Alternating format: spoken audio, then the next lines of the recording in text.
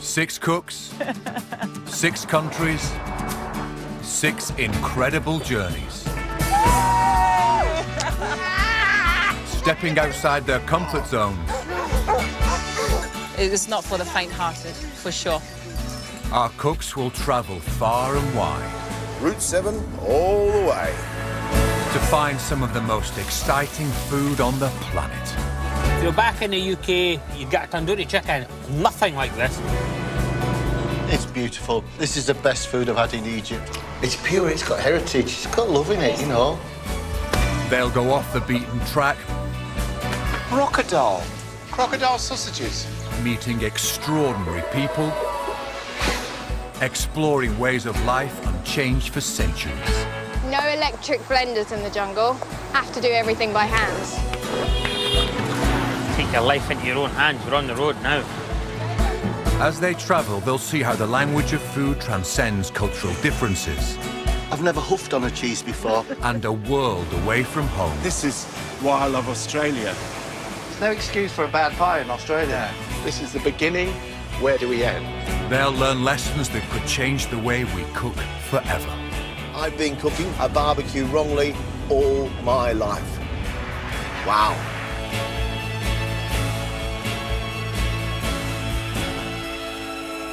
This time, cook and food writer Rachel Khoo travels to the country of her ancestors, Malaysia. Oh my goodness, that's my dad!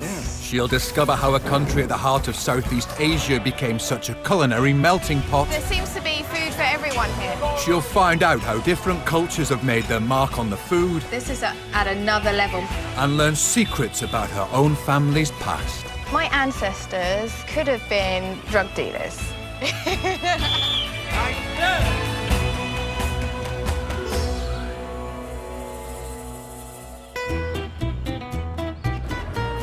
I'm Rachel Khoo. I grew up in Croydon, but moved to Paris in my 20s, where I trained as a pastry chef. Then in my studio flat, I set up the city's tiniest restaurant, which became known as the Little Paris Kitchen. I had the perfect recipe to recreate that Parisian patisserie experience at home. I'm known for my French cooking, but I am in fact half Malaysian. I know surprisingly little about that part of my heritage, but that's about to change. I'm travelling 6,500 miles to the Malaysian capital, Kuala Lumpur, on what I hope will be a real journey of discovery.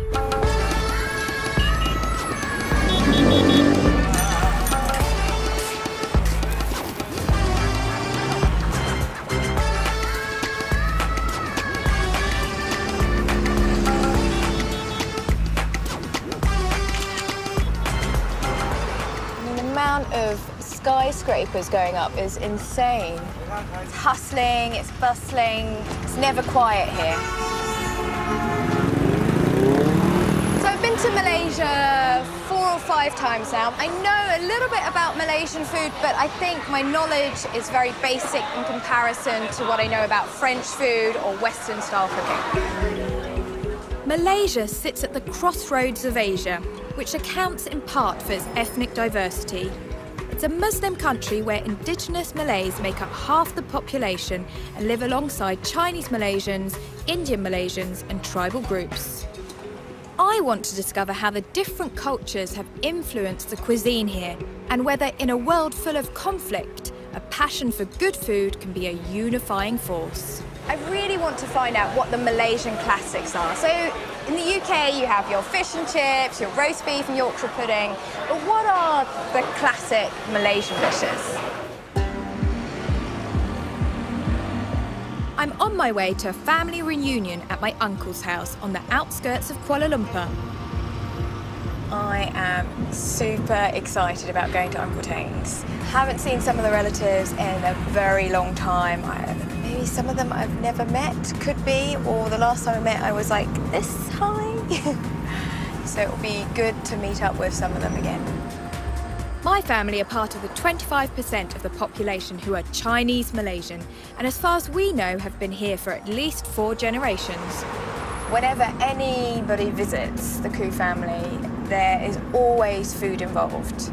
It's not how you are, it's have you eaten yet, which is the most important question you ask your guest. This trip is a wonderful opportunity to reconnect with my family and find out how we Khoos fit into the bigger picture of multicultural Malaysia. Hello, long time I've not seen you. I know. So how are you? I'm good. How are you, Uncle? Okay. Okay. How's your father? He's good too. So nice to see you. Yeah, good to see you too. Hello, It's nice to see you. Hello. Uncle Teng is my dad's older brother. The last time I came to visit him was over 10 years ago. Oh, wow. Oh, Zoe! Hey, how are you? Yeah, nice to see you. He's organised a Chinese potluck lunch, which means everyone's brought a dish to share. Everyone except me, that is. So you can come in and show us some of your skills. So I've asked my cousin Eileen if we can make my contribution together. With any luck, I'll learn something too. Yeah, some of the food that we have prepared and some we are waiting for you Oh, to help to out? help out. I know that you love wonton. I Okay? love wonton. Yeah, but so this is a little bit different. This Yeah. is the fried type. So Okay. where you can use it as serve it at parties as a snack, or you can eat it with rice. Oh, fantastic. Yeah, so this is a very Malaysian Chinese dish. Chinese food is the least spicy cuisine you'll find in Malaysia. This wonton filling is just a mix of pork mince, prawns and spring onions. You still cook Malaysian food? I don't cook that much Malaysian food, actually. No. Now we can do some wrapping. Yeah. Uncle, you know how to do? Yes. Are you going to show me, Uncle, how to do it? Yes. There's no hard and fast rule, huh? You Okay. can do in any method you want. Yeah. All right. So where do you get your ingredients from? Do you go to the wet market or it's the supermarket? They won't come to your house. They even come to your house? In They deliver it? Malaysia, the butcher sometimes comes to your house. Fantastic. Yes, they come in a motorcycle. And they hoot. Oh, they... They hoot. Yeah. Wontons can be made with pretty much any filling, and they freeze well too. But they need to be fried in a really hot oil if you don't want them soggy. They're going a lovely, crispy, golden colour. The good cooking, you must know when to take it out. Okay. If it's overcooked, the taste won't be good. So that's a secret of cooking, we call it. All cooks will know, the chef will know. But they won't teach you that. I am very excited. If it's firm, then it's cooked, I assume. Do you both like these? Yes. Yeah? Yeah, you might have to blow it a little Take the bit. one. It's crunchy, it's got that lovely moist filling, bit of spring onion, very fresh, and then that tiny bit of pepper. Perfect little snack and really good with a chili sauce. All right, let's just take these through. You coming? We go eat some food now. Unlike at home, where one dish is the focal point of a meal, Malaysians love to pick and mix their flavours. Definitely not like an English meal. There's a lot more colour, a lot more spice. You know, you've got everything from a stew to some spicy vegetables there, then the noodles, there's a curry, there's roast pork, so it's really eclectic. So I think there's a dish for everyone here. This Chinese food may look familiar, but it's different from what we're used to. Here, Chinese immigrants have combined classic flavours with local ingredients, like coconut milk and lemongrass, to make a cuisine you won't find anywhere else. This is delicious, Uncle Teng. Yes. Really tasty. So it seems to me that food is a big part of Malaysian culture. Yes. And what other things make you Malaysian, do you think? Each one think of his own race. That's not a good thing. We should think more about Malaysians rather than on Chinese, Malay. Then the Indian also think of that way. So this is not good. We should eradicate that and call ourselves Malaysians. But I do think it's changing though. Like I think nowadays the younger people, we don't focus so much as in like, oh, you're Malaysian Chinese. We're just Malaysian, you know? Yeah. Our diversity in terms of culture, it's a big part of who we are and our identity. Yeah. No Khoo get-together would be complete without some old family photos. This is your grandfather. Yeah. Your grandmother?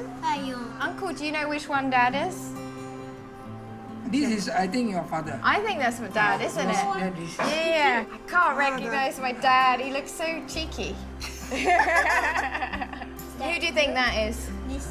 Yeah, there was Yeah, this was when your First trip. Yes, your first trip to Malaysia. Oh, yeah. Michael and Rachel. my brother. Seeing the photos really inspired me to want to discover more about my heritage, learn more about my dad's background and where he came from, what he, where he grew up. Yeah, it's a real personal journey for me.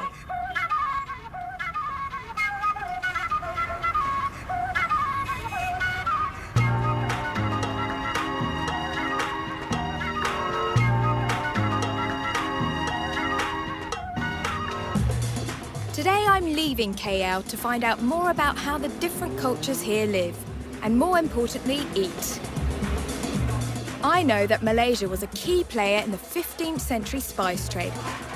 But that's just the start of the food story. Since then, people from all over Asia have made their mark on the cuisine here. For breakfast, my cousins Eileen and Melissa are introducing me to Malaysia's most popular dish, nasi lemak. So the Malaysian national dish, basically. Yes. Yeah. Breakfast.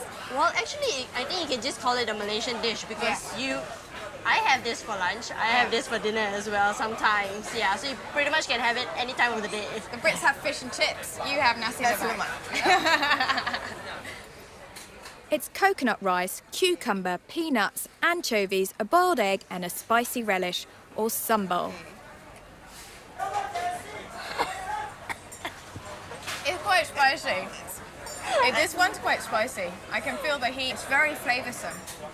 You get the saltiness from the anchovies, but then you've got like these chilies and like, woo! Because of the sambal that's added to the anchovies that makes a difference to the taste of this. This sambal is made with a fermented shrimp paste called belacan. Belacan is actually a very common paste that you use in all kinds of sambal cooking. Is it a bit like how the Thais have their fish sauce, the Malays have their belacan?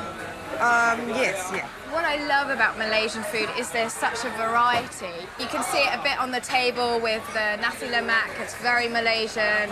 This feels quite Chinese, I think, with the spring rolls. The reason why is because in Malaysia we have got different mixed group. So the Malays, their food will have more sambal into it, like the nasi lemak here. Whereas the Chinese, they use lesser spice, like the crispy popiah, and they like to have their food fried and crispy. Hopefully, on my journey around Malaysia, I'll discover more about the different ethnic groups, the different types of food which each group has. Everything in Malaysia tastes really good. Like, this is just the tip of the iceberg. There's so much more to try, and I think you're really going to enjoy it. I think I'll be rolling from one place to another. I already need to wear my elasticated pants.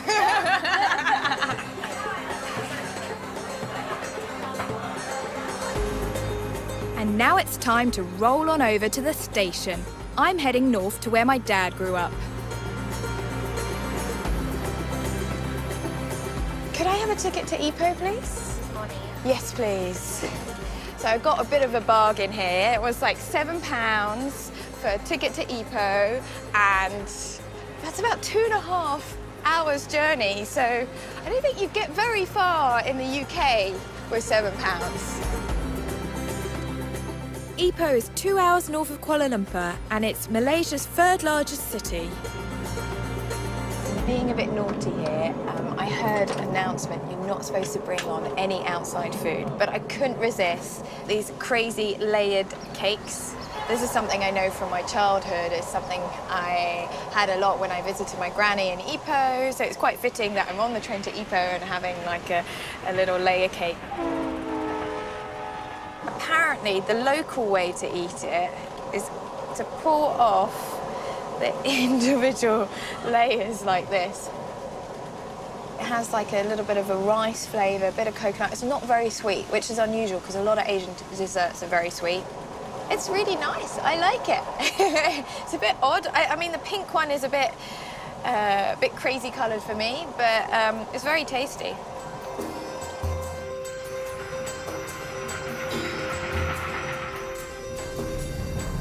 The British ruled Malaysia from the mid-1800s until 1957.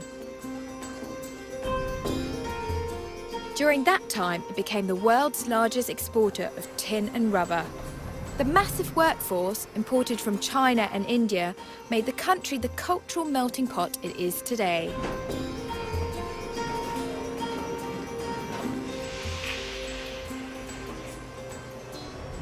Feels like I've definitely arrived to this sleepier town. It's a lot quieter, less people getting off the train. It's not got the hustle and bustle of KL. Plus, it's got this beautiful kind of colonial building here. Ipoh was the tin mining capital of the British Empire.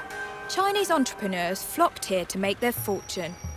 By the time Malaysia gained its independence in 1957, it had become known as the City of Millionaires. While the Chinese prospered, the indigenous Malays were left with less than 5% of the country's national wealth. Resentment grew, and in 1969, Malaysia erupted in weeks of bloody violence. Hundreds of people died before the authorities got things under control. To avoid further violence, the government introduced a new economic policy designed to pull the Malays out of poverty and restore economic balance. My dad grew up here in Ipoh and left Malaysia when he was just 16, a year before the riots. The school he went to was built for the sons of wealthy Chinese businessmen, but today it's open to everyone.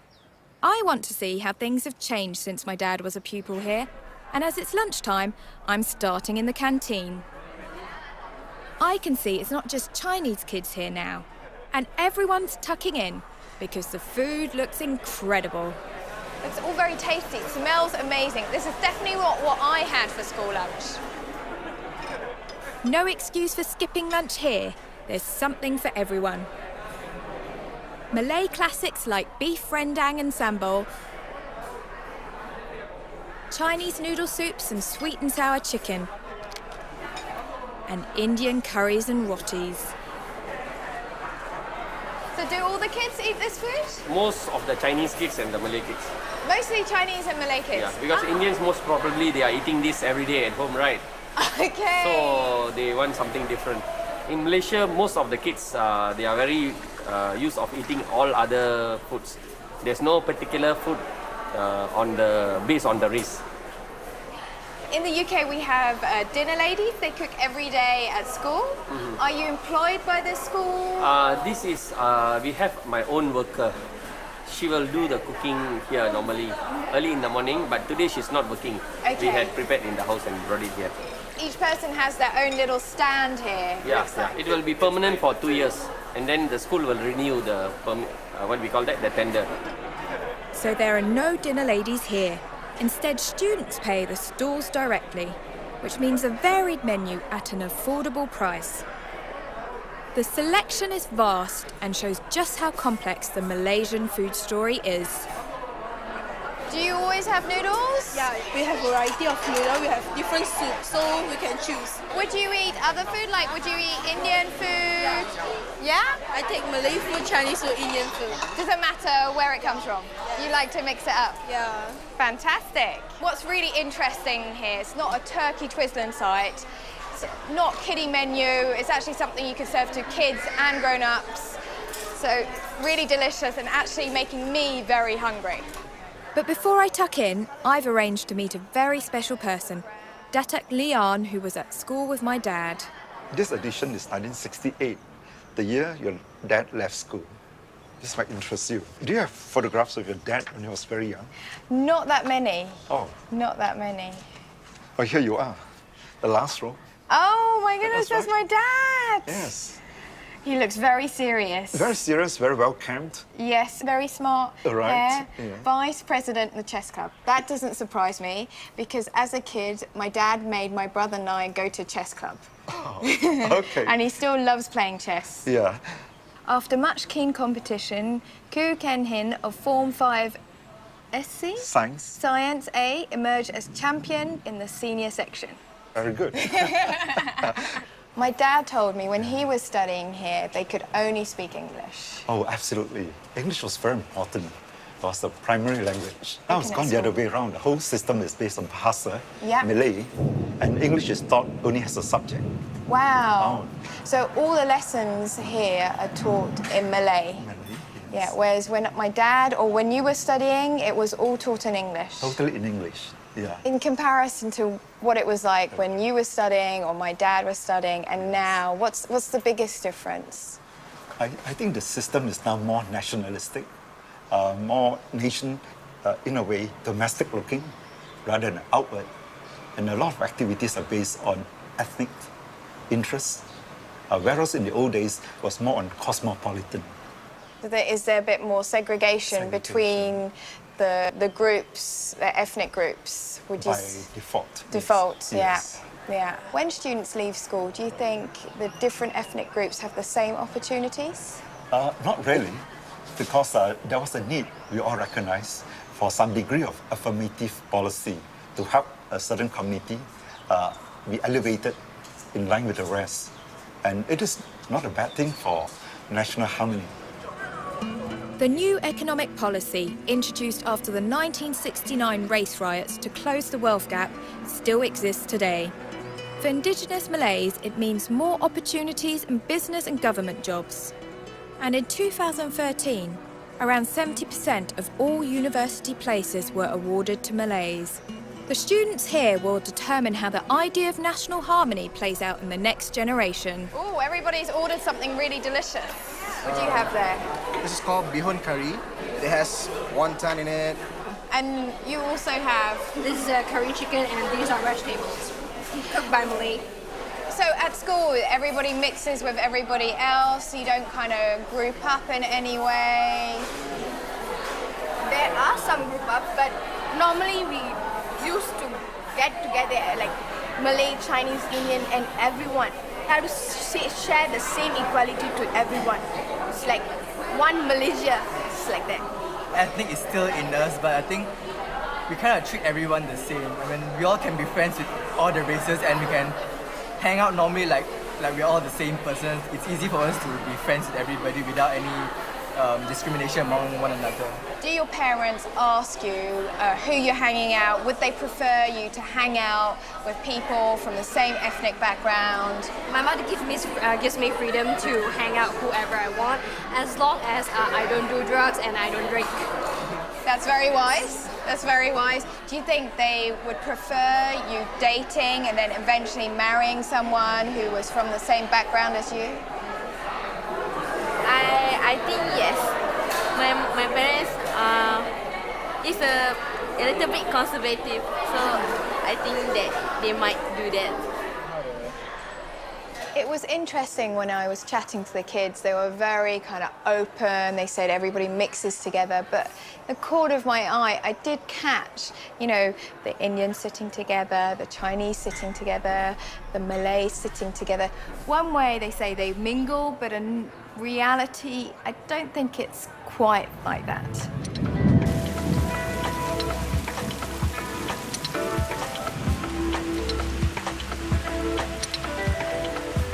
What's clear is that there's a willingness here to get on with people from different cultures and focus on making Malaysia a great place to live. But I've heard about one group that's been left out in the cold. I'm off to meet a tribal people called the Orang Asli. Their arrival on this peninsula predates the Malays, and I'm told they still cook in the same way as their ancestors. I'm not a jungle kind of girl. I'm not a nature kind of girl. I like my city comforts. I'm an urban girl. So I'm like, whoa, jungle, mosquitoes. There's probably lots of creepy crawlies, snakes. Yeah, I'm looking at it as a bit of an adventure, a bit of a challenge for me. A little bit nervous, but I think it'll be definitely something worth doing to understand Malaysia better. Nearly half of Peninsular Malaysia is covered in jungle, and while some tribes are extremely remote, I'm heading to a settlement that is just 100 kilometres from Ipoh. Darkness falls quickly here, as we're so close to the equator. Definitely hard to find your way around in this village. I'm supposed to be staying with a woman called Tija, but I've got no idea how to find her house. No signposts and no street numbers. Basically nothing. Oh look, there's the local shop.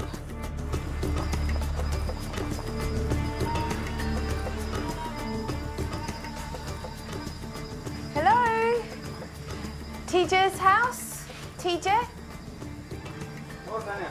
That way? Okay, thank you. Definitely hear you're in the jungle. The noise is just amazing. All the insects and birds and I don't know what. Hi, TJ? TJ? Tija?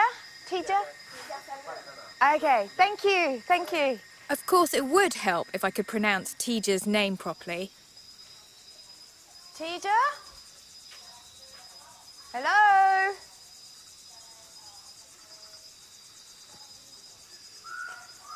Tija?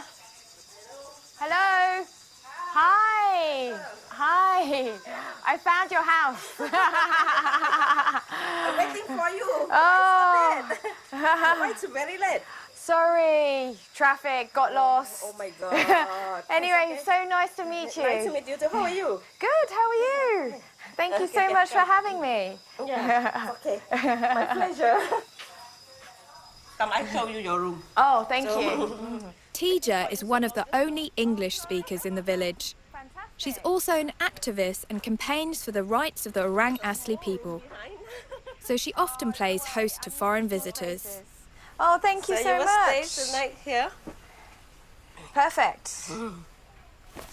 Never slept in the jungle before. This is definitely going to be a new experience. Although I must say, it is quite modern, the fact that I have a mattress, there is electricity, I've got a fan, so it's not quite camping. I'm quite happy about that because I'm not very good at camping. Actually, I don't do camping. No? Yes? Bathroom? Very typical kind of Malaysian bathroom. I remember using this system when I was a kid at my granny's. You just simply scoop up the water and chuck it over you. Very refreshing.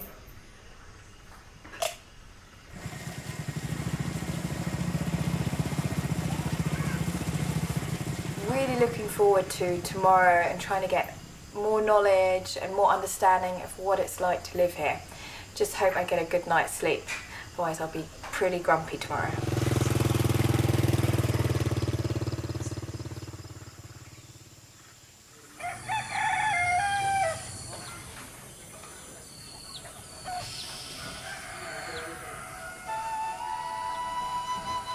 Orang Asli translates as original people, and according to Tija, for the roughly 100,000 population, their traditional way of life is under threat. The government encourages tribal groups across the country to convert to Islam and adopt Malay customs. This would mean giving up their ancestral beliefs.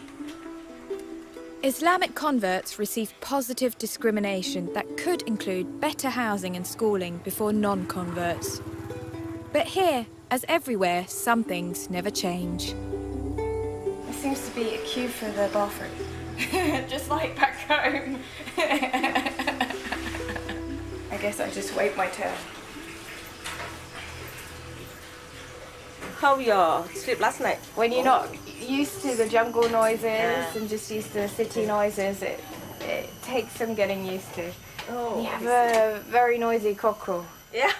You don't need an alarm clock. Ah, yes. Early morning, right? Early morning wakes you up. At 3 a.m. they start.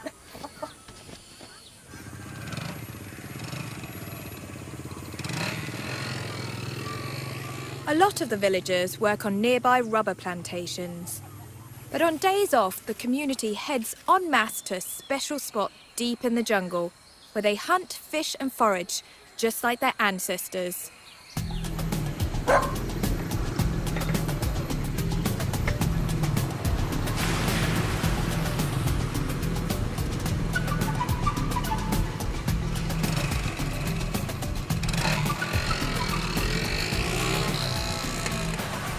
tribe is preparing a traditional feast, and it's not just for my benefit. This is the equivalent of Sunday lunch, but instead of feeding a family, you feed an entire village. Wow, this is a stunning place. Yeah, very nice place. Seems like the kids are enjoying it too. Yeah.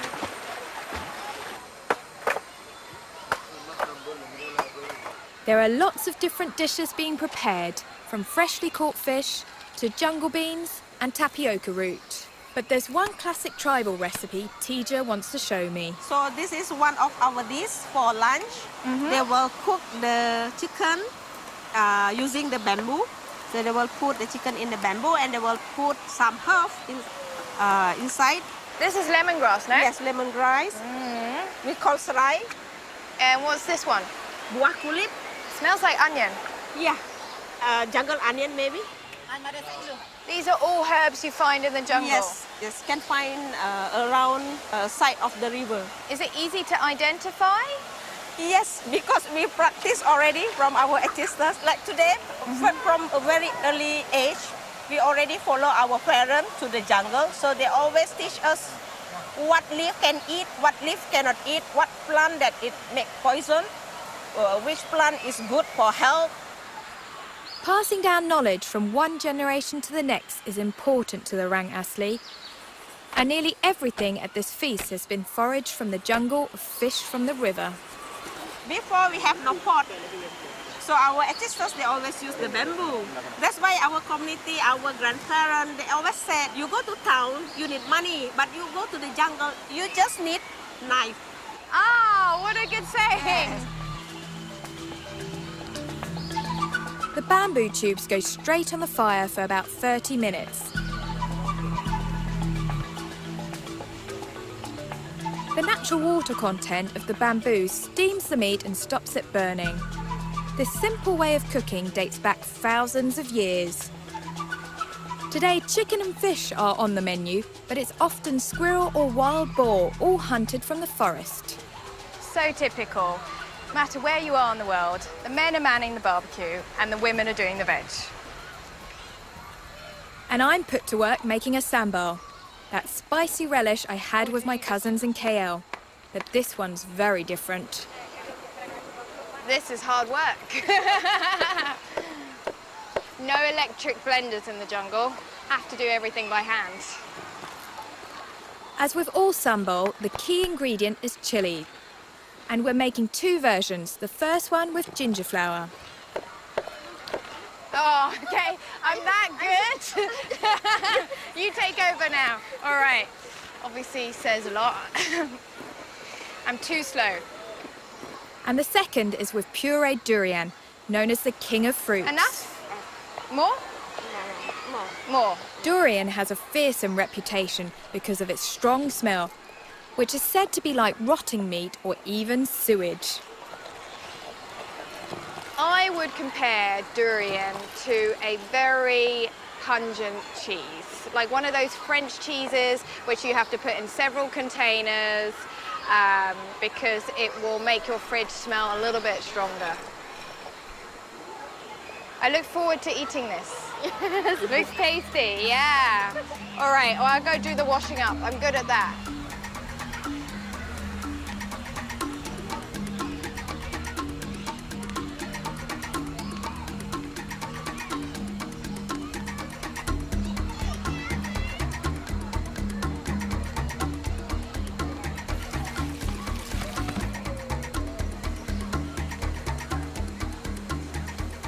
The feast is served on a handmade table with banana leaf plates and bamboo cups, all gathered from the jungle, and of course, biodegradable.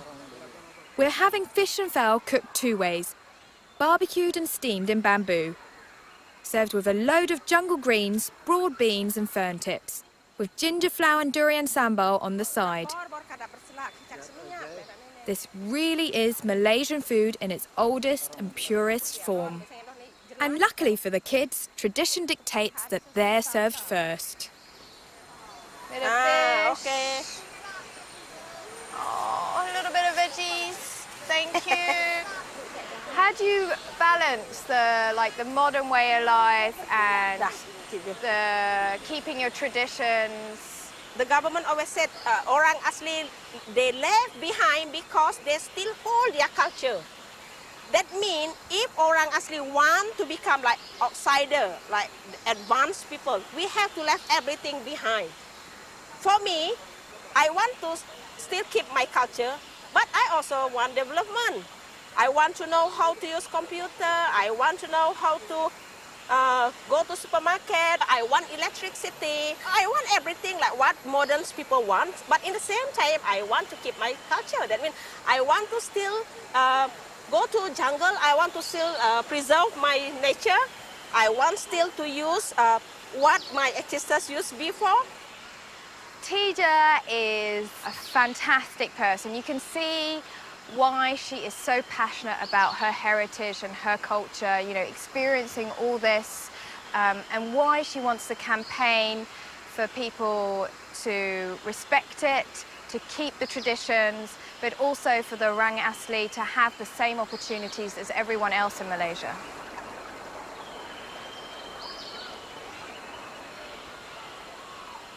I think my favorite, well, it's all very delicious. But the durian sambal, the chili with the durian is very good. I love that. It just adds a little bit of a sweet note and makes it very creamy.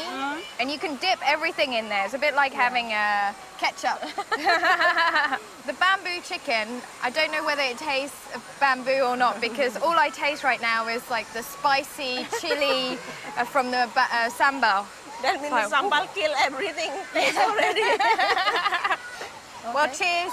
Thank you so much for having me. Okay, my pleasure. Thank you also because you want to come and make a shooting here. Oh, it's fantastic. This kind of experience is priceless. You can't buy this. Coming to the jungle, to this secluded spot, you know, with this crystal clear water and, you know, taking food from the jungle. Then everything goes back to the forest. It's biodegradable. You couldn't get more sustainable than this. Before I leave, the village headman is determined to see if I can shoot his blowpipe. What am I shooting at? Straight. I think I'll stick to the day job. Well, practice makes perfect, huh? Okay, wait. Okay, done.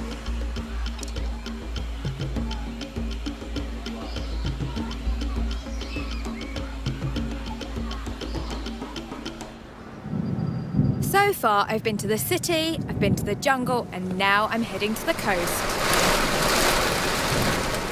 Pretty much standard weather over here. There's like a rain o'clock. Certain time of day when it just starts raining.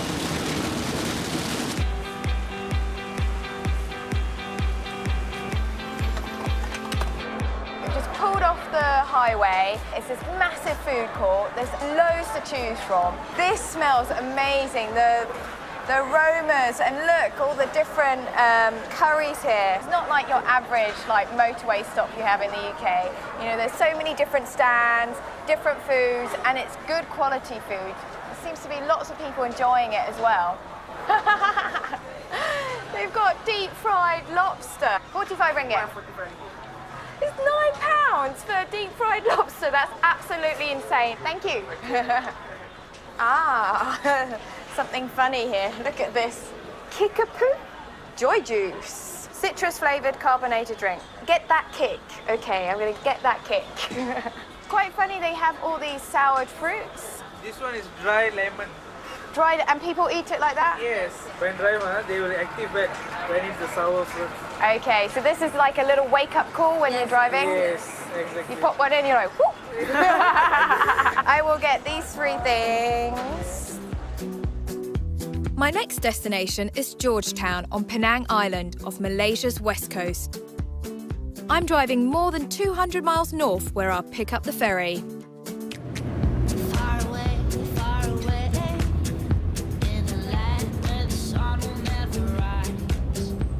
Whoop, whoop. On the ferry! Just about made it. Penang is where my grandparents are from. So as well as trying some tasty seafood, I'm hoping to find out more about my family. This skyline looks really modern, but Georgetown is actually quite an old city. All alone she moves into a broken paradise, surrounded by the colored lights. All alone she moves into a paradise without day and without night. After the simple pleasures of the jungle, it's a real treat to be staying at the historic Eastern and Oriental Hotel. Rachel Khoo, KHO. It was built in 1885 at the height of the British colonial period when Georgetown was an important trading port.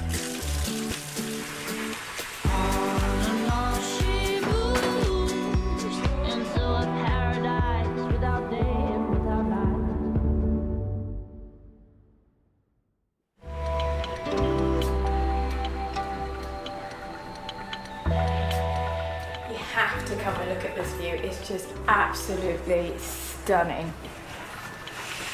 I mean, waking up to this, look at that. And the sound of the sea, the lapping waves.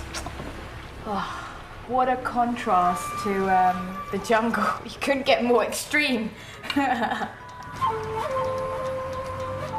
Georgetown was founded by the British in 1786. It fast became a thriving commercial centre, and immigrants flocked here from all over Asia, lured by the promise that they could claim as much land as they could clear.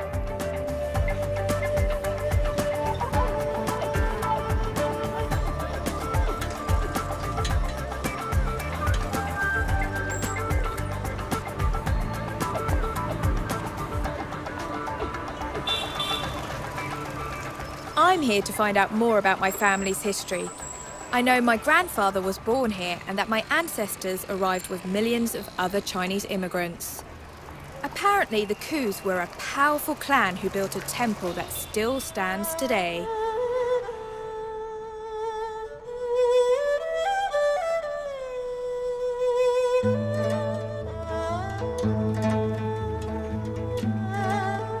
I'm meeting Salma, a local historian and also a Khoo. She's offered to shed some light on our clan's history.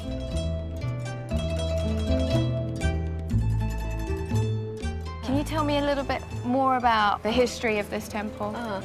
The clan grew quite wealthy, and then they brought the artisans from China, from Jiangsu. That's where the Khoos are from. This is considered one of the most splendid temples, Chinese temples of its time, outside of China. The Khoo clan must have been very wealthy.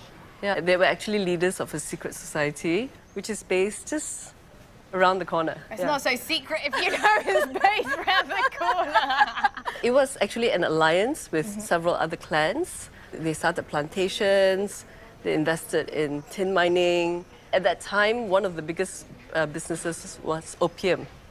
At that time, it was perfectly legal. Okay. And in fact, half the revenue of the British Straits settlements until, I think, around 1910 came from opium. So my ancestors could have been drug dealers. That's a possibility. I mean, I'm not saying that all the Khoos were involved in the opium trade, just a few of them. You mentioned secret society, opium, trades. It sounds a little bit like the Khoo clan were the mafia in this area. You know, mafia is a very subjective term, but in a frontier society, you need that sort of social organization.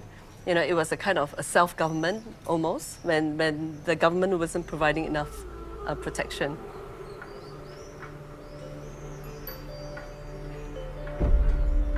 The last thing I expected to find out on this journey was that my ancestors might have been involved with opium.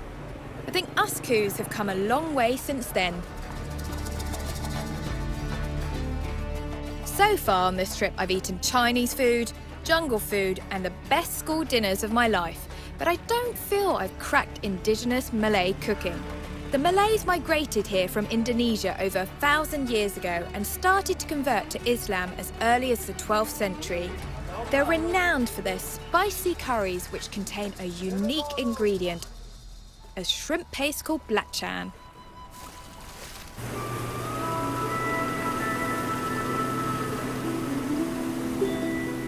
I'm heading to a Malay village to meet Rahim.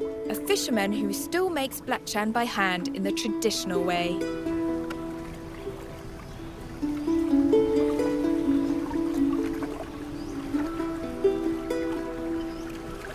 Belacan can be quite powerful, pungent. Put it in a polite way. So it's a very distinct smell. It's made of shrimp paste. So I'm ready for this kind of overpowering smell when I hit the village. The village is on Pulau Amam, which translates as Island of Peace, and I can see why. There's not a road or car in sight, and I don't need directions. I just need to follow my nose. So I can already smell the aroma from the belacan. This sounds good. Is this fresh? Yes, fresh. So did you catch these today? Yeah. And then how long do you leave this? This one day. Belacan is made from tiny shrimp, which are salted and left in the sun for a day or two. Mashed up, then left again until the mixture has fermented. It's just such a simple way of making this key ingredient for Malaysian food. If only I had more sunshine in the UK and such fantastic shrimp. Although I don't think I'd be so popular with my neighbours if I made this at home. Rahim and his wife produce around 50 kilos of belacan a week. So you're pushing some of the mixture in and you use the stick? Little bit. It first developed as a way for fishermen to preserve their catch. Now it's so popular that they say if you don't love it, you're not truly Malaysian. Okay. Perfect piece, very smooth. Yeah, very smooth, easy, very smooth. Okay. Perfect. Perfect. Yeah, great. Can we cook with this? Yes. All right, okay. let's go cook with it then. Rahim's wife, Jamalaya, and her friend Rohana are preparing a Malaysian classic, sambal. They're using it to cook freshly caught mantis prawns, and a few tablespoons of belacan will give it a rich, salty flavour. These prawns are a local delicacy from this island, and people come to this island just to eat these. Looks like an alien there. Never seen anything like this before. Huge. They could be pulling my leg, but I'm told these mantis prawns strike their prey faster than a speeding bullet. Is this dish particularly popular in Malaysia? Yes. Malaysian is sambal belacan, popular in Malaysia. Masakan ini tradisional. So, orang Malaysia suka lah. Sebab orang Malaysia suka makanan pedas.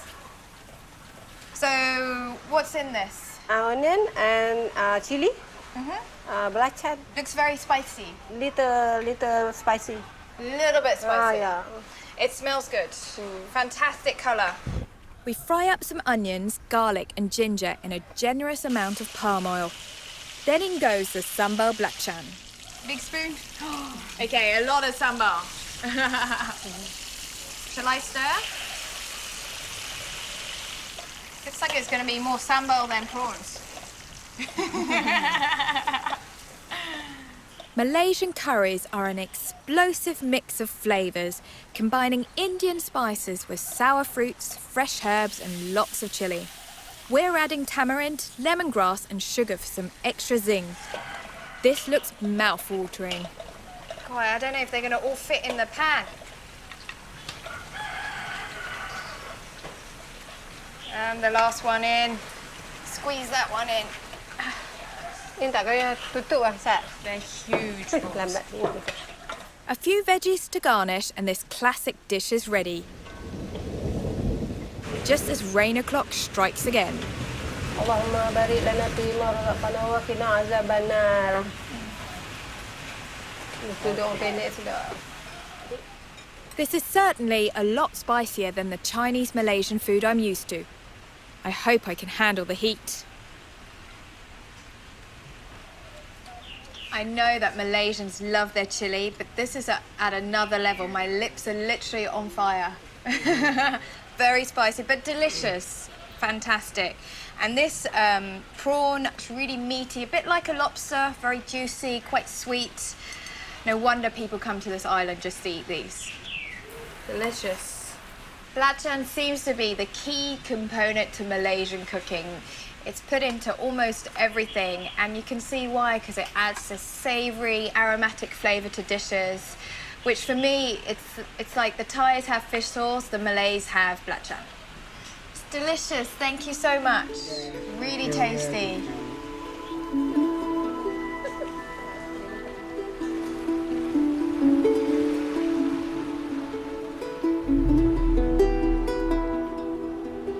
I remember these monkeys from one of my visits in Malaysia, and they can get a little bit cheeky and steal things, get too friendly, so it's best not to feed them. Just get a snap.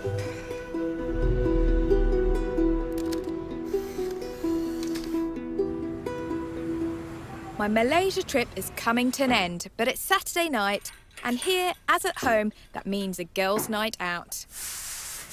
So the girls I'm going out with tonight are Malay Muslim.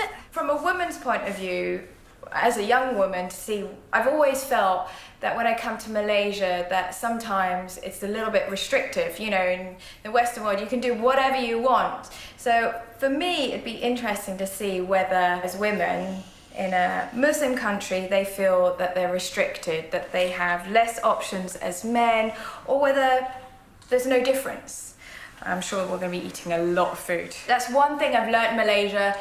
If you go out for dinner or you're invited around to somebody's house, there is always a lot of food. Wear your elasticated pants. That's the one tip I give you. Come to Malaysia, wear your elasticated pants. Georgetown is the undisputed street food capital of Malaysia, and there are Malay, Chinese and Indian food stores as far as the eye can see. The streets are buzzing.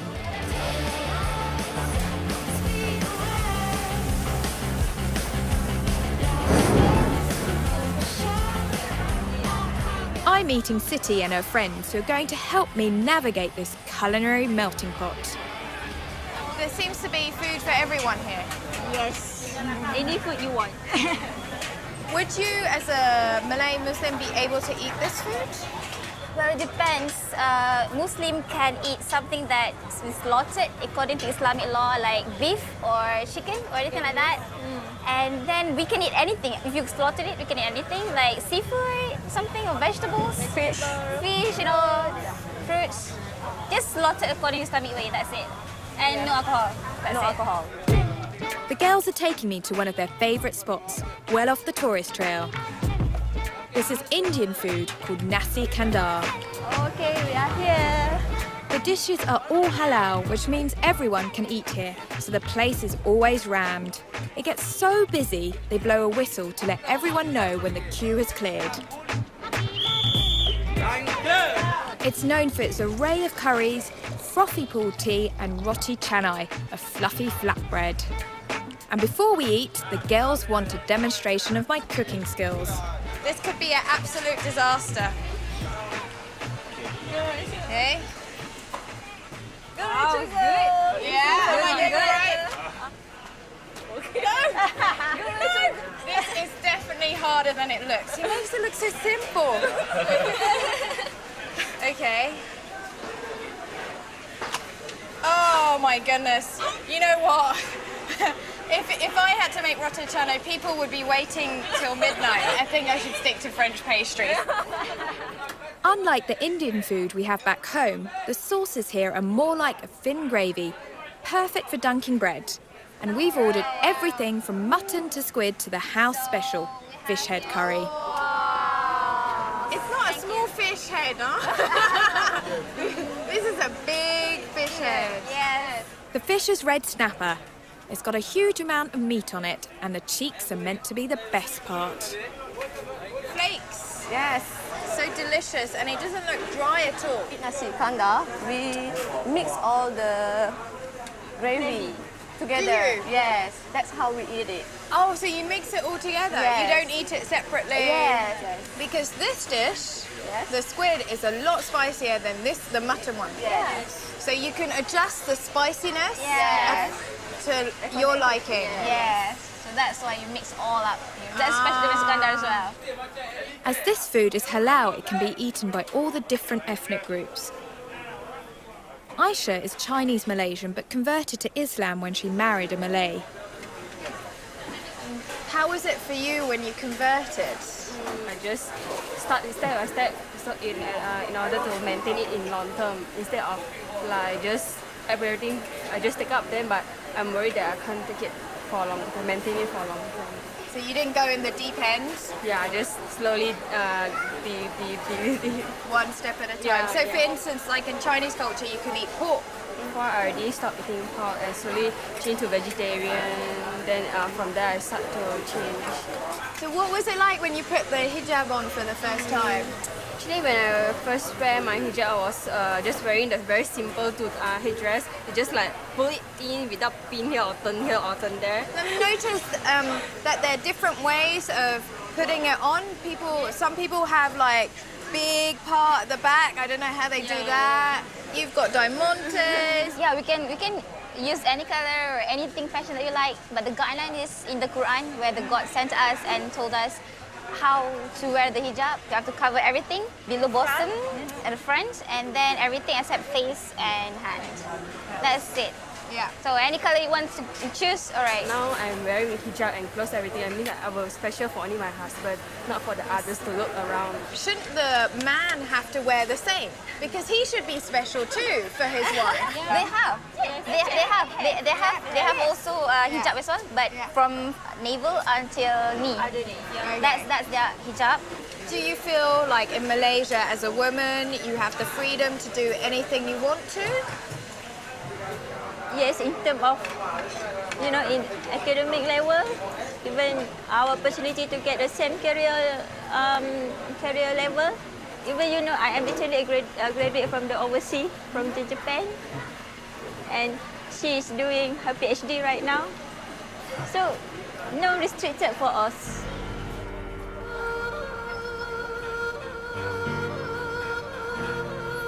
Tonight, it feels like everything I've learned on this trip has come together. When I arrived, I felt like a fish out of water. But I've met so many wonderful people that I've fallen in love with Malaysia all over again. And I feel a lot more at home here. For me to come back and to reconnect with my family, to experience such delicious food, it's just a brilliant place to come and experience such diverse culture in such a small space. There's a real sense of national confidence here. The different cultures don't just tolerate one another, they seem to get along.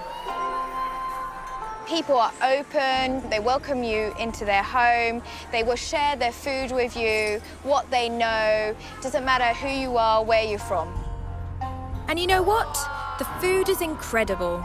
By drawing on one another's cooking styles and ingredients, Malaysians have created a cuisine like no other, making this country one of the world's most exciting food destinations. And I can't wait to come back.